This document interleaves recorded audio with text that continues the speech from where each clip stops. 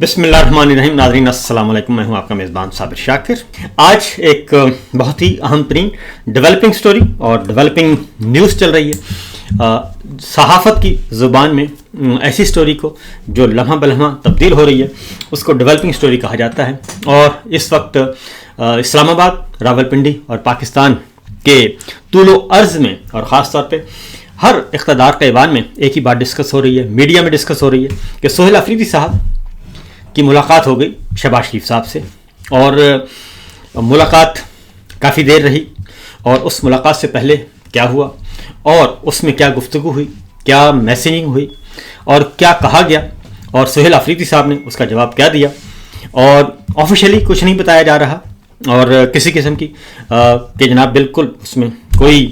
سیاسی بات نہیں ہوئی، یہ صرف انتظامی نوعیت کی ملاقات تھی. تو پچھلا ولاگ جو ہے وہ میرا ضرور سن لیجیے گا. لائیو سیشن میں نے کیا، اس میں کافی ساری باتیں میں نے آپ کے سامنے رکھی ہیں، تو اس سے جڑا ہوا یہ ولاگ ہے. تو سب سے پہلے سبسکرائب کر لیجیے گا، بیل آئیکن کو ضرور دبائیے، کیونکہ میرا جو چینل ہے وہ فائر وال میں ہے اور بڑے برے طریقے سے انہوں نے بند کیا ہوا ہے. آپ تک میری آواز نہ پہنچے، اصل خبر نہ پہنچے، سرکاری سچ اور سرکاری جھوٹ کے علاوہ آپ تک کوئی انفارمیشن نہ پہنچے، تو یہ ضرور کیجیے گا. دوسرا،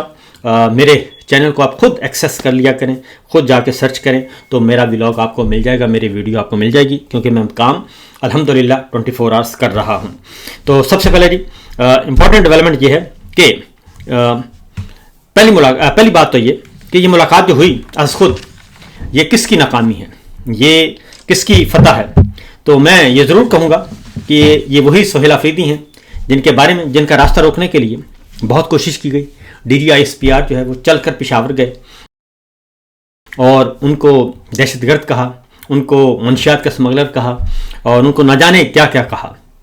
اور پھر پاکستان تحریک انصاف کو بھی یہی کچھ کہا گیا. اور اس کے بعد پھر ایک نہیں، دو نہیں، 3 پریس کانفرنسیں ہوئیں، اور ان 3 پریس کانفرنس میں باقاعدہ طور پہ سہیل آفریدی کا نام لے کر ان کی تصاویر دکھا کے، ان کے اسٹیٹمنٹ دکھا کے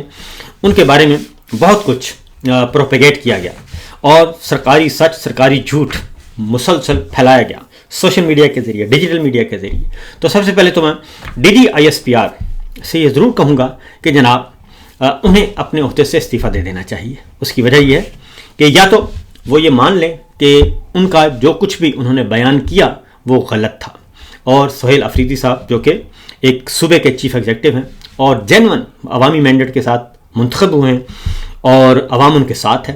اور نہ صرف عوام ان کے ساتھ ہے بلکہ وہ حقیقی طور پہ ریاست ہیں، کیونکہ ریاست پارلیمان کا نام ہے. پارلیمنٹ ریاست کی نمائندہ ہے، عوام کی نمائندہ ہے، اور صوبے کی پارلیمان جو ہے وہ بھی ریاست کہلاتی ہے. تو جو کچھ DGISPR نے ان کے بارے میں کہا، ان کی جماعت کے بارے میں کہا، ان کے ساتھیوں کے بارے میں کہا، تو یا تو وہ معافی مانگ لیں، اپنے الفاظ واپس لے لیں، رجوع کر لیں، یا پھر وہ استعفیٰ دے دیں، کیونکہ اس کے علاوہ ان کے پاس کوئی آپشن ہے نہیں. دوسری جانب یہ ملاقات جو ہوئی ہے یہ اس میں آپ کے آتا ہوں کہ اس میں کیا کہا گیا. اصل خطرہ جو ہے وہ بڑا ہے جو کھٹک رہا ہے وہ ہے 8 فروری. تو پہلے تو تحریک تحفظ پاکستان نے ایک سٹیٹمنٹ جاری کیا ہے، اور اس میں انہوں نے واضح طور پر کہا ہے کہ آپ بھرپور قسم کی تیاریاں رکھیں 8 فروری کے حوالے سے. اور 8 فروری کے حوالے سے تحریک تحفظ پاکستان کے فورم سے جو گفتگو ہو رہی ہے وہ میں آپ کے سامنے رکھتا ہوں تاکہ آپ کو اندازہ ہو سکے کہ چیزیں جو ہیں وہ ویسی نہیں ہیں جیسی کہ بیان کی جا رہی ہیں، اور کچھ اور انکشافات بھی آپ کے سامنے رکھیں گے، کیونکہ اب عالمی سطح پہ انکشافات ہو رہے ہیں. اور وہ ہے نواز شریف صاحب کے بارے میں، جنرل باجوہ کے بارے میں. یہ کمبینیشن کیسے آیا تھا، ان کو کون لے کے آیا تھا، اور ان کو اقتدار میں کیسے لایا گیا 2013 میں. یہ ساری گفتگو بھی آپ کے سامنے رکھیں گے اسی ولاگ میں. لیکن پہلے ذرا تحریک تحفظ پاکستان کی طرف سے واضح طور پر کہا ہے کہ عوام پاکستان کی متحدہ آواز، اور انہوں نے کہا کہ پاکستان کو ہم نے 8 فروری کو بند کرنا ہے. اور بند کا مطلب ہے بند، ہر شے بند کرنی ہے، ہر دکان بند کرنی ہے، ہر چوراہا بند کرنا ہے، ہر گلی، ہر ٹرین، ہر گاڑی، ہر ریسٹوران، ہر کاروباری جگہ اور ہر جگہ ہم نے شٹر ڈاؤن کرنا ہے، پہیا جام کرنا ہے، سڑکوں کو سنسان کرنا ہے. اور اس کے لیے انہوں نے کہا ہے کہ یہ ملک گیر شٹر ڈاؤن ہڑتال ہے، اور اس کے لیے نکلو پاکستان کی خاطر اور نکلو اپنے ساتھ ہونے والے ظلم کی خاطر. یہ ساری بات میں نے اس لیے کہی ہے, یہ ساری گفتگو اس لیے میں نے بتائی ہے. اور دوسرا ایک اور بھی وہ بھی ذہن میں رکھیے گا کہ کال دے دی گئی ہے کل اڈیالہ جیل کی, اور چلو اڈیالہ جیل کی کال بھی دے دی گئی ہے پاکستان تحریک انصاف کی طرف سے اور تحریک تحفظ آئین پاکستان کی طرف سے بھی, اور تحریک پی ٹی آئی کی طرف سے پیغام جاری کر دیا گیا تمام سیاسی کارکنان کو, پارٹی عہدیداران کو, خاص طور پہ پارٹی عہدیداران کو کیا گیا ہے, M P S, M N S, senators کو کیا گیا ہے, ٹکٹ ہولڈرز کو کیا گیا ہے کہ وہ ہر صورت میں کل اڈیالہ جیل پہنچیں, کیونکہ کل ملاقات کا دن ہے عمران خان صاحب کے ساتھ, اور عمران خان صاحب کی فیملی نے ملاقات کرنی ہے اور وکلا نے ملاقات کرنی ہے, اور بشرا بی بی سے بھی ملاقات کا دن ہے کل کا. لہذا اس میں واضح طور پر دو ٹوک انداز میں کہا گیا ہے کہ کل ہر صورت میں پہنچے. اس کی وجہ یہ ہے کہ عمران خان صاحب اس دوران عمران خان صاحب کو پمس لے جایا گیا ہے, اور پمس سے لے جا کے ان کا ایک آنکھوں کا ٹریٹمنٹ ہوا ہے, اور اس کے بعد صورتحال جو ہے وہ بگڑی ہوئی ہے. اس دوران پھر ایک اور واقعہ ہوا, وہ ہے بلوچستان کا. بلوچستان کے معاملے میں ان کی کمر توڑ دی ہے اور ان کو سمجھ نہیں آ رہی کہ یہ کریں کیا. تو بہرحال اس سلسلے میں اگلی جو خبر ہے بلوچ حوالے سے جو کی گئی ہے ملاقات کی, ملاقات میں ایک گفتگو ہو رہی ہے. تحریک تحفظ آئین پاکستان کو بھی کہا گیا کہ آپ 8 فروری کی کال جو ہے وہ واپس لے لیں. تو اس کے بارے میں واضح طور پر دو ٹوک انداز میں کہہ دیا گیا کہ وہ کال واپس نہیں ہوگی, بلکہ ہم اس دن بھرپور طریقے سے اپنا جمہوری حق استعمال کریں گے. محمود خان اچھا صاحب نے بھی جواب دے دیا ہے, اور راجہ ناصر عباس صاحب نے بھی جواب دے دیا ہے, اور پولیٹیکل کمیٹی میں بھی یہ معاملہ زیر بحث آیا. اس کے بعد اگلی خبر جو ہے وہ ہے کہ سہیل افریدی صاحب کو بھی یہ کہا گیا, عمران خان صاحب یہ کہا گیا کہ سہیل افریدی صاحب کو شہباز شریف صاحب کی طرف سے اور ان کے وزراء کی طرف سے, ان کی ٹیم کی طرف سے کہ ہم آگے بڑھتے ہیں, لیکن آپ 8 فروری کی کال جو ہے وہ واپس لے لیں, اور اس کو ذرا آپ تھوڑا سا ہمیں کشن دیں ماحول کو بہتر بنانے کے لیے. تو لیکن سہیل افریدی صاحب نے اس سے بھی انکار کر دیا ہے. پاکستان تحریک انصاف نے مکمل طور پر انکار کر دیا ہے کہ ایسا نہیں ہو سکتا اور نہ ہی ہوگا. یہ کال واپس نہیں ہوگی, اور 8 فروری کو شٹر ڈاؤن بھی ہوگا, ملک گیر ہڑتال بھی ہوگی اور احتجاج بھی ہوگا. رات کو مشعل بردار جو ہیں ریلیاں بھی نکلیں گی. اس میں کسی قسم کا کوئی کمپرومائز نہیں ہو سکتا. یہ ایک اگلی خبر ہے جی جو کہ میں آپ کو بتا دوں کہ یہ ملاقات جو ہے, اور اس میں ریزن ہے کہ کسی بھی صورت میں جو اس میں انسانی حقوق کی تنظیمیں خاص طور پہ بہت زیادہ پریشر آیا ہوا ہے ہیومن رائٹس کے حوالے سے, گورنمنٹ آف پاکستان پہ بھی اور ہمارے فیلڈ مارشل پہ بھی, کہ جناب آپ اپنا رویہ تبدیل کریں. اس کی وجہ یہ ہے کہ ایمان مزاری صاحبہ اور ہادی چٹھا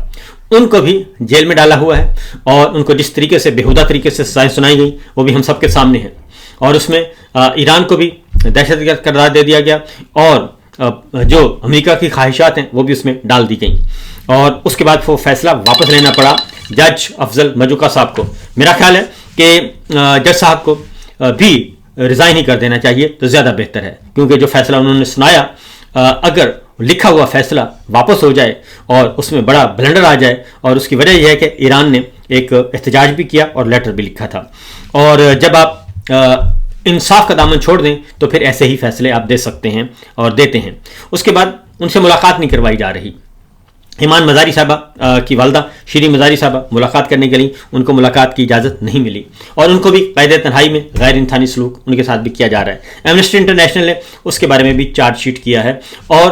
انسانی حقوقی تنظیموں نے بھی اس بارے میں خبردار کیا ہے. دوسرا ہے جناب سہراب برکت صاحب, اور وہ بھی مسلسل جیل میں ہیں, 2 مہینے سے زیادہ ہو گیا ہے, اور ان کو بھی غیر انسانی غیر قانونی طور پہ اور صرف انتقام کا نشانہ بنایا جا رہا ہے, ان کو بھی جیل میں ڈالا ہوا ہے. اور ان کے بھی ہائی کورٹ کے آنریبل جج نے جو ضمانت درخواست خارج کی, اور اس میں یہ لکھا کہ وہ ایبسکانڈر ہیں, حالانکہ وہ کبھی بھی ایبسکانڈر نہیں رہے, اور نہ ہی ایف آئی اے نے ان کو کبھی نوٹس دیا اور نہ ہی ان کو موصول ہوا. تو اگین ہائی کورٹ لیول پہ بھی اگر اس طرح کے فیصلے آئیں گے, اس طرح کی حرکتیں ہوں گی, تو پھر ظاہر ہے یہ معاملہ جو ہے یہ پولیٹیکل وکٹمائزیشن کا جو چل رہا ہے, اور بنیادی انسانی حقوق جو پامال کیے جا رہے ہیں, یہ بنیادی طور پر پاکستان کے خلاف ایک ہمارے حکمران جو ہیں وہ سیاسی ہیں,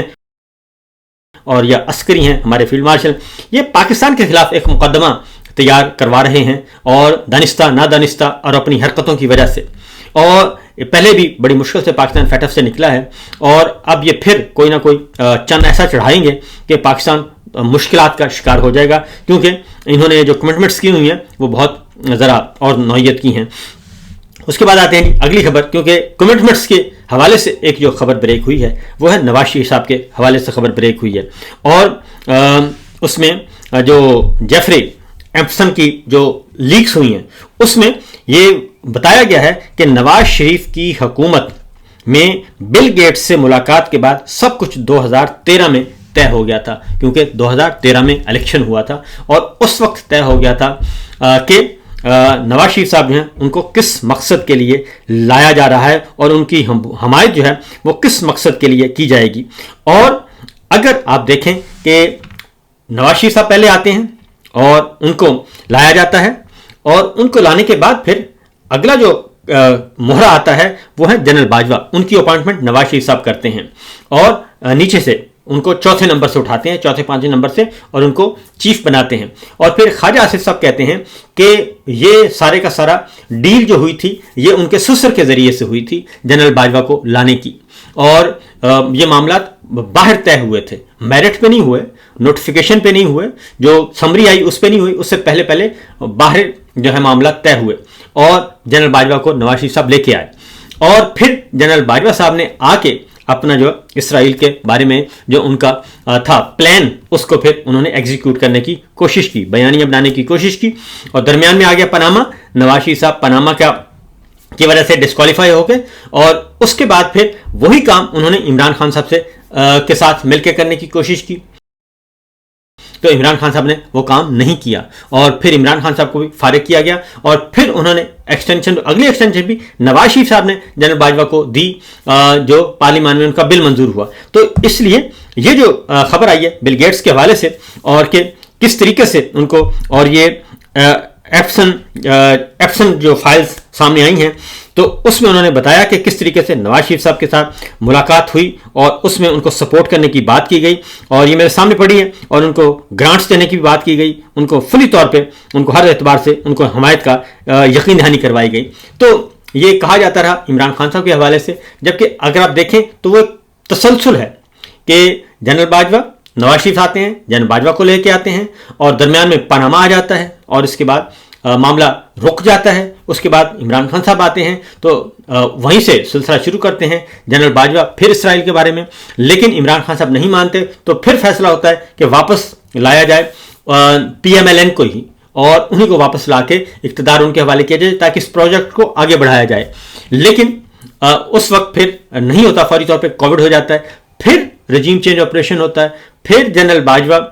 جو ہے وہ یہ سارا کام کرتے ہیں، پھر ایک اور ایکسٹینشن لینے کی کوشش کرتے ہیں، پھر نواز شریف صاحب دوبارہ سے ان کو واپس لانے کی چوتھی بار وزیر اعظم بنانے کی کوشش کی جاتی ہے، 2024 کا الیکشن چوری کرنے کی کوشش کی جاتی ہے، اور ان کو اس سے پہلے باہر لایا جاتا ہے، تمام مقدمات ختم کر دیے جاتے ہیں، پاناما کے تمام مقدمات ختم کر دیے جاتے ہیں، اور پھر نواز شریف صاحب واپس آ کے جن عاصم منیر صاحب کو لے کے آتے ہیں، اور ان کو بھی آؤٹ آف ٹرن، اور وہ ریٹائرمنٹ کے بعد ان کو آرمی چیف بناتے ہیں، اور اس کے بعد پھر وہی اسرائیل کا پروجیکٹ دوبارہ شروع ہو جاتا ہے، دوبارہ انٹیکٹ ہو جاتا ہے، اور یہ جنرل باجوہ سے شروع ہوا، اور عاصم منیر صاحب پہ آ کے ایگزیکیوٹ ہوا، اور نواز شریف سے شروع ہوا، اور ان کے بھائی شہباز شریف صاحب کے دور میں آ کے ایگزیکیوٹ ہوا، بورڈ آف پیس۔ تو یہ ساری چیزیں آپس میں انٹر لنک ہیں، اور شاید اسی لیے جناب یہ سب کچھ کیا جا رہا ہے، اور یہ سب کچھ کیا گیا، یہ کھیل کھیلا گیا۔ تو اب یہ دونوں باتیں جو ہیں یہ ذرا جوڑ کے دیکھیے گا، ڈاٹس ملائیے تو سمجھ آ جاتی ہے کہ جو 10 سال پہلے جنرل باجوہ اور جنرل نواز شریف نے شروع کیا، جنرل باجوہ اور نواز شریف صاحب نے کھیل شروع کیا تھا، وہ عاصم منیر صاحب اور شہباز شریف صاحب ان کے بھائی نے مکمل کر دیا، اور پھر 5 سال کی ایکسٹینشن، کیونکہ یہ صرف ایگزیکیوٹ کرنا ہے تو اس کو پھر ذرا اس پہ پیرا بھی دینا ہے، تو یہ سارا الیکشن چوری، करके ये सारे का सारा एक सेटअप, जाली सेटअप काम किया गया और 26वीं गैर आईनी तरमीम, 27वीं गैर आईनी तरमीम, जुडिशरी का डिमोलिश करना, चीफ ऑफ डिफेंस फोर्सेस का अहदा तख्लीक करना, जॉइंट स्टाफ हेडक्वार्टर को डिमोलिश करना और वो सारे का सारा सेटअप तोड़ देना, वो सारे का सारा, ये सारे का सारा जी ये इसका पार्ट ऑफ है हिस्सा। अगली खबर तहरीक तहफ़्फ़ुज़ यानी पाकिस्तान की तरफ से सरफराज बुगटी साहब की तरफ से जो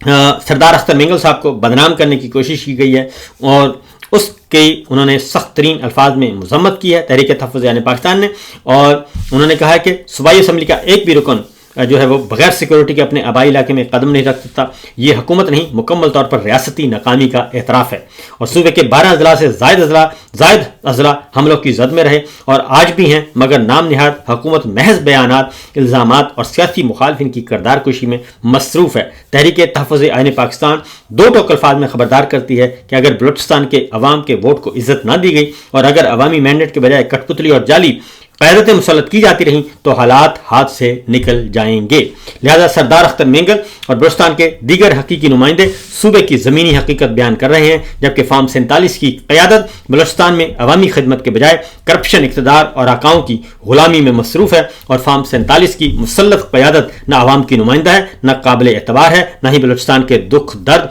और इसका कोई ताल्लुक है। लिहाजा ये सियासी इंतकाम और जाली कठपुतली हुकूमतों के जरिए नहीं चलाया जा सकता। और ये तहरीक तहफ़्फ़ुज़ यानी पाकिस्तान की तरफ से जो है सरदार अख्तर मेंगल साहब के इजहार यकजहती और सरफराज बुगटी साहब की मजम्मत की गई है। तो फिल वक्त इतना ही, इजाज़त दीजिए, अल्लाह हाफिज़।